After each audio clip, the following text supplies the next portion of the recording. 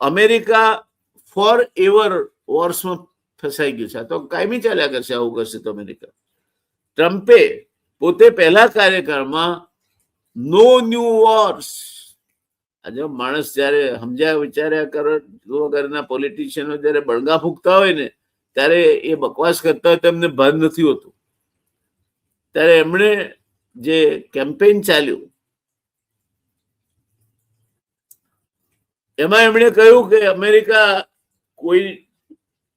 America બહાર પોતાના સૈનિકો મોકલીને લડાઈ નહીં લડે, નો ન્યૂ વોર્સ, એનું વચન આપ્યું અમેરિકાની પ્રજાને.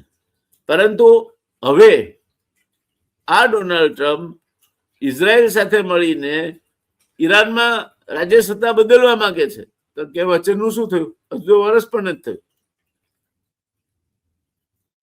વિરોધ કરતી મહિલાઓ ન્યુયોર્કમાં કહે છે, sorry I correct my self, વર્ષ થઈ ગયું ને, 20 જાન્યુઆરી 20 જાન્યુઆરી 26 એક વર્ષ થયું અને ઉપર મહિના ચાલ્યા. અને નવેમ્બર મહિનામાં આ વર્ષના નવેમ્બર 2026માં અમેરિકામાં મધ્યસત્ર ચૂંટણીઓ આવી રહી છે, જેમાં નેતન્યાહુના બુરા હાલ થાય તે પ્રકારની પરિસ્થિતિનું નિર્માણ થઈ રહ્યું છે.